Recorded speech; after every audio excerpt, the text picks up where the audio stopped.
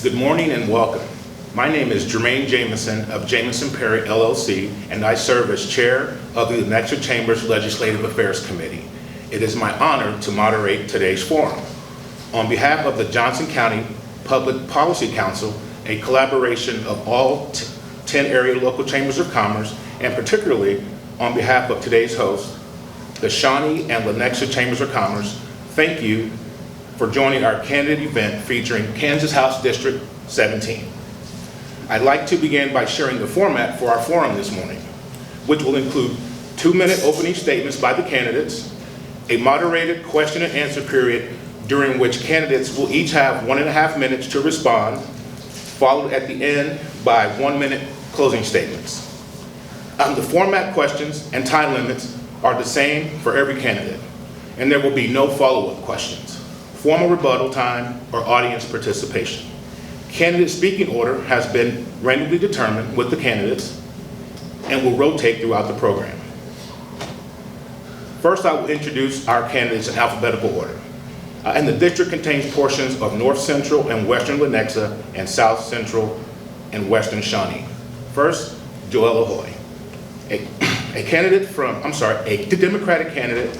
Representative Ella Hoye was first elected to represent House District 17 in 2020. She is a graduate of Cornell College, earned her MPA from KU, and worked in public, private, and nonprofit sectors, served on the Lenexa Planning Commission, and has volunteered for a variety of issues and civic organizations. She lives with her husband and son in Lenexa. Mike Kerner, the Libertarian candidate. Mike Kerner is originally from Brooklyn, New York. He is a graduate of New York University and retired from Honeywell International after 49 years as an electrical engineer. He served on the executive committee of Libertarian Party of Kansas and has been active in a number of civic organizations. He resides in Lenexa and has several children and grandchildren. And now we will move on. So each candidate will have 2 minutes to present opening statements. And we will start with Mike. Okay. Hello, my name is Michael Kerner, and I represent the Libertarian Party. I'm running for the 17th District seat in the State House. If you have never heard of us, we're the people who cherish personal freedom. Most of us got to be libertarians because we're students of history, and we know how easy it is for governments to get out of control and the damage they can do. We want to preserve those rights that individuals must have to limit the doings of government. For example, I'm vehemently opposed to any version of gun control, even the most common sense disruptions favored by my opponent. That is the camel's nose under the tent that will ultimately lead to total civilian disarmament and leave us open to unlimited tyranny. Don't say it can't happen here, as you propose removing just the protections that have ensured that it did not happen here in the past. Governments, federal and state, treat us like cattle to be milked through taxation.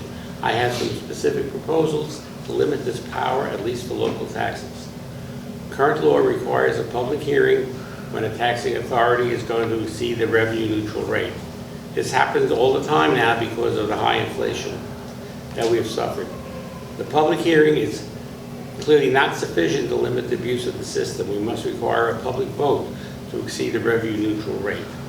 I hope to earn your vote today. Thank you. Joella. Good morning. It's a pleasure to be here this morning. Thank you for the opportunity to address the business community on the issues that are important to them. I always make an effort to have a seat at the table and have open line of communication with all of you. My name is Ella Hoye. I currently represent House District 17 in the Kansas House of Representatives. I'm running for my 3rd term, and I live in Lenexa with my husband and our 7th grader who attends Westridge Middle School and our little dachshund Tonks. And my policy priorities, the reason that I ran for office in the first place, are for public education, public safety, and healthcare, which includes access to reproductive healthcare. Thank you both, Mike and Joella. We will now move on to the moderated portion of the forum. Each candidate will have 1.5 minutes to respond, and the speaking order should rotate with each question. Question number 1, are we ready? All right, we'll start with Joella. Question 1. What are your views on the state's tax policy being as specific as you can? Well, it's really exciting that the legislature did come together with bipartisan support to provide some tax relief for our citizens. In January, our state food sales tax is going to get down to 0. We also completely eliminated the state tax on Social Security. We did some cuts to income taxes, and I feel that these are really good steps toward tax equity and fairness. As far as property taxes go, our state tax, so for me, I'm a pretty average household in House District 17. On my state portion of the taxes is about $70. So even if we completely eliminated a property tax, which by the way, all the funding goes to our public education, to our public schools, it's really not going to be a significant savings. That's going to be at our local levels. And in Johnson County, we overwhelmingly support school bonds, we support public education, we want great parks, libraries, community resources. So I do think that if property taxes are a big issue, that those are things that you need to look at your local governments to determine. As far as the state goes, I don't think that we should provide mandates. We've done that in the past, had to undo it because it actually made property tax situations worse for our local governments. The other tax savings I would like to do are eliminating the state sales tax on period products and diapers and having a 3-day back-to-school sales tax holiday. Thank you, Joella. Mike, and I will make sure that I restate the question for you. What are your views on state tax policy being as specific as you can? Okay. I'm very happy for whatever small tax reductions we did get in this past session, but I want to see a lot more in the way of tax reduction. And again, the local taxes, while the state doesn't directly collect much of the property taxes, it directs how all the other taxing authorities operate. And it's the state that says you have to have a public hearing to exceed revenue neutral rate. Because of the inflation, the revenue neutral rate is a very important issue. Every one of the 12 taxing authorities that I get hit with has had a public hearing, and they all listen, and they all raise the rates anyway. So that's why I want to institute a public vote inside any taxing authority, city, county, school board, whichever, all those different authorities, a public vote before they can exceed the revenue neutral rate. Thank you, Mike. Now we move on to question 2. What are your views on K-12 education funding and accessibility? Mike? Okay, my education ideas are quite different. I will do everything I can to give parents the option to remove their children and the money and the related money to any other school choices they might have. That means vouchers, that might mean tuition tax credits, or any other mechanism we can put together that allows parents to take their students elsewhere, out of the public school system, but not pay twice, that they get to take their money with them. And that, since we're spending well over $17,000 per student right now per year, if we gave any parent 75% of that in a voucher, they'd be overjoyed and go elsewhere. Thank you. Thank you, Mike. Joella, what are your views on K-12 education funding and accessibility? I came to this forum straight from the Shawnee Mission Education Foundation breakfast, and it's an annual event that really showcases what the Shawnee Mission school kids are up to, and it always just knocks my socks off at how world-class our school districts are here in Johnson County. And I'm so very proud of all that our educators do to support the students and all of the incredible things that our students are doing throughout their learning experience through K-12. I absolutely support public funding going to public schools. I have consistently voted against voucher scams that we have seen pass in other states, and the reason I call it a scam is because there are no parameters around these bills, and a lot of the people who use vouchers are already using private schools, or as we've seen in some other states, they're not spending the money on K-12 tuition, they're saving up, using it for college tuition, and it's just not going to what they tell us that it's going to go to. So I support public education, I support our educators, and I will consistently be a pro-public education representative for House District 17. Thank you very much. We will now move on to question 3. What types of economic development policies do you support to encourage job growth and business expansion in Kansas? Joella, we'll begin with you. Throughout my time on the Lenexa Planning Commission, we take the time to review tax increment financing districts and make sure that they are compatible with our comprehensive plan. It is really important to have economic development tools for our local governments to be able to attract businesses. And just my time in Lenexa, we saw City Center and all these incredible developments come into play. And for a community that size to see such incredible growth was really quite something to be a part of. And I think those tools are really important, and I support them. Specifically, I would address the STAR bonds that we offered when we saw Missouri was not able to come to an agreement with our professional sports teams. And I hope that we're able to keep them in the metro area, whether in Missouri or Kansas, but that was a difficult vote. There were a lot of pros and cons, but ultimately the legislature did come together to try to attract with a program to keep the teams local, because they are a good part of our community. Thank you, Joella. Mike, and I'll ask you the same question. What types of economic development policies do you support to encourage job growth and business expansion in Kansas? Okay, I'll start out with what I don't support, and that is giving tax advantages to newcomer businesses, to newly formed businesses that are going to be in competition with existing businesses in the area. That's, picking winners and losers, giving an unfair advantage using taxpayer money. The best thing you could ever do to help business grow is to stop taxing them out of existence. You cut their taxes, they'll be able to compete with other jurisdictions. So, best answer, cut taxes. Thank you. We will now move on to question 4. What would you do to grow and develop the state's job workforce? Mike, we'll begin with you. Well, I've had a lot of experience with that, with I've shown vocational courses. In my engineering life, we've always short of people with drafting ability. And we would actually take workers off the production line and send them to school for a couple of months. And we got a bunch of very useful draftsmen out of that. It's a technical job. It took a few months, and we made our own people as we needed them. Right.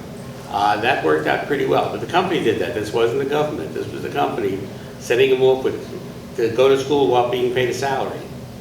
And that worked out quite well. But I don't know that the government is the one that should be doing that, or even know what you need, what kind of skills you need. So I would not do that. Thank you. Thank you, Mike. What would you do to grow and develop the state's workforce? Joella?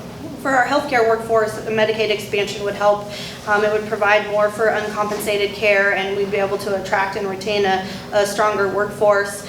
For public employees, educators, local government, state government employees, I think we need to address the KPERS 3 issue and get them back down to KPERS 2 so that employees can save for retirement more efficiently and be able to have more that the earlier state employees had.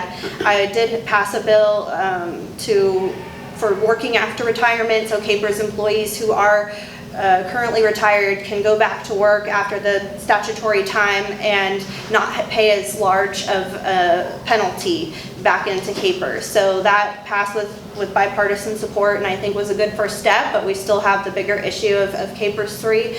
And I think for all other issues, housing and transportation can be problems for people to be able to work close to home. So those are very large issues to take on, but those conversations are happening in the legislature, and it's just something to be aware of. And I think also just not getting involved in the national politics that can bring us down. We've got to be joyful, be positive about our state to make people want to live and work here. Thank you very much. We will now move on to question number 5.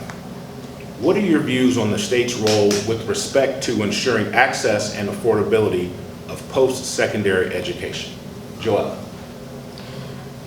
Kind of coupling off of what I just said, we have to address the issue of our young Kansans going off and not wanting to come back and live and work here. And higher education funding is a big part of that. And unfortunately, some of those budget conversations have involved some of the things about diversity, equity, and inclusion, and just dragging our higher education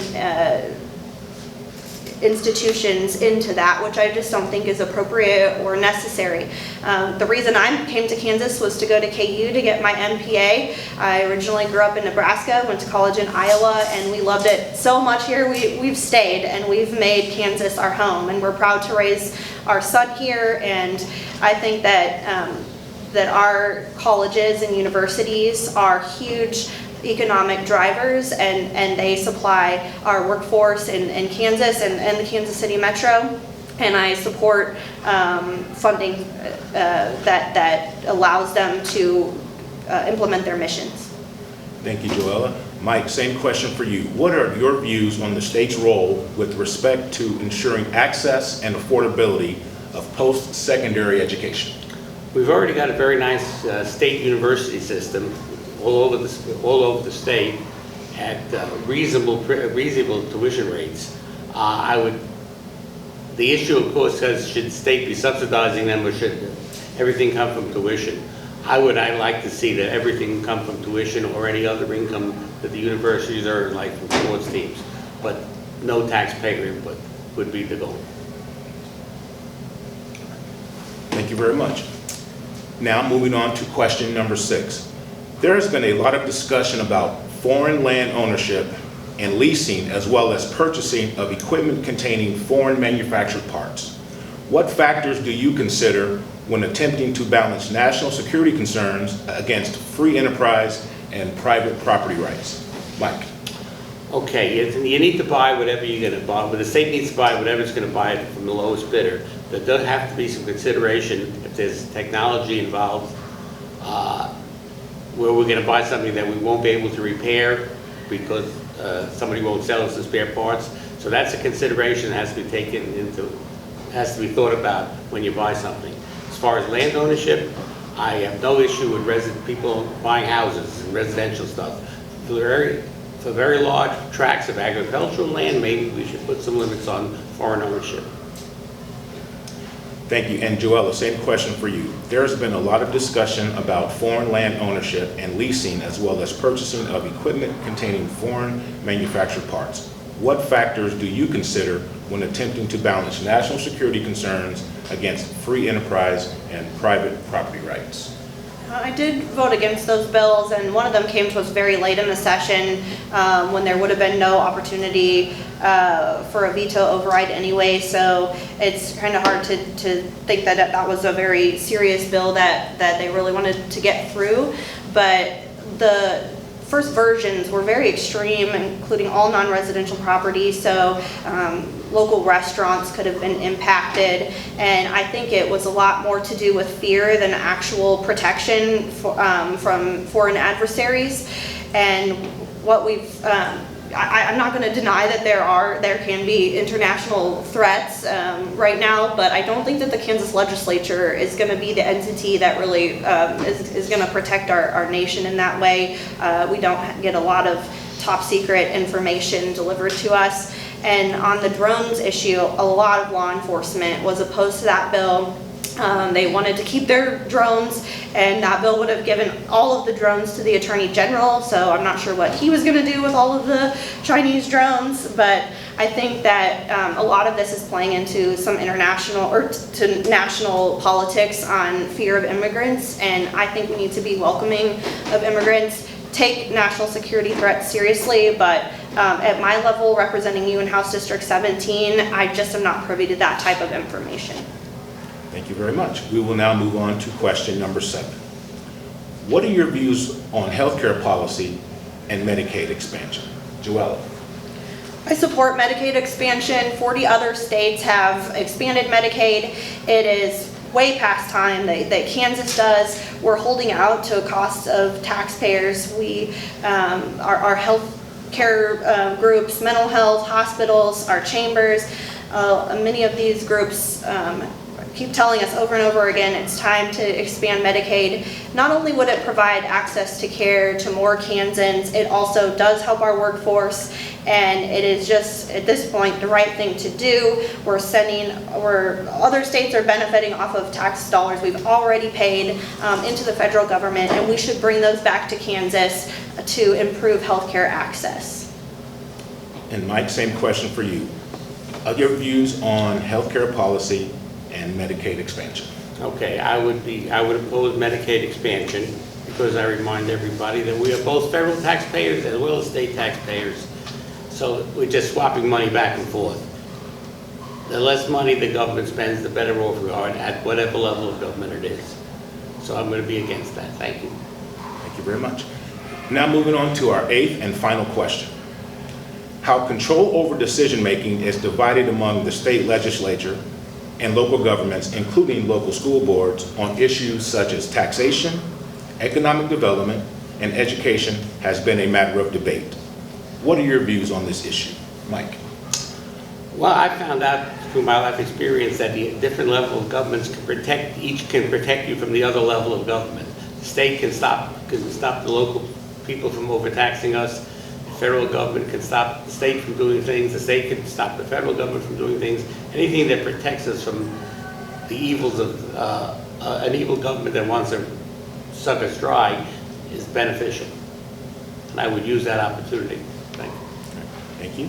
And Joella, for you, how control over decision-making is divided among the state legislature and local governments, including local school boards, on issues such as taxation, economic development, and education has been a matter of debate. What are your views on this issue? My background is in local government management, so my experience has been that the smaller government, the closer they are to the people, the better they understand the needs and views of their community. So just like the state government doesn't want the federal government telling them what to do, our local governments don't want state mandates, especially unfunded mandates. And when we have gone down that path, it tends to not go very well, and we're always circling back. So generally speaking, when it comes to our school districts and local governments, I vote to support local control. Of course, there are some issues that we do need to have a more nationwide or statewide approach to avoid confusion, but with taxing and curriculum and just those types of individual decisions, they're best made by the people that you voted at the local level to support you.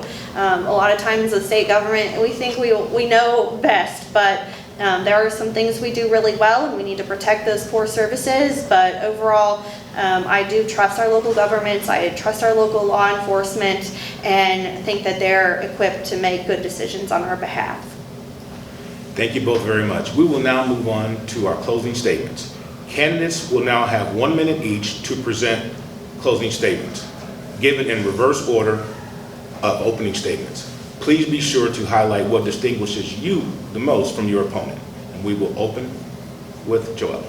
Thank you. It's been an honor to serve House District 17. Every day I walk into the Capitol, I just look around and I can't believe that's where I walk into work. It's an absolute honor to serve, and it's been amazing to go from somebody who testified as a citizen for sensible gun laws before the House Federal and State Affairs Committee to the ranking minority member on that committee. And I would really feel like I still have work to do, and would love to go back and be able to keep working with my colleagues to make Kansas a better, healthier, and safer place. And I would ask for the voters to send me back. I know politics, it seems of late to be bringing out the worst in people, but I still believe in the greater good, and it's worth fighting for. Thank you, Joella. Mike? Thank you to the Chamber and the audience for hearing us out. If you value your personal freedom as much as I do, you will vote for me. I'm older than my opponent, but that just means that I have lived through lots more history and have seen the consequences of out-of-control government all over the world. So, I want your vote. Thank you. Bye. Thank you both very much. And that concludes our forum for Kansas House District 17. Let's thank our candidates for participating in today's program.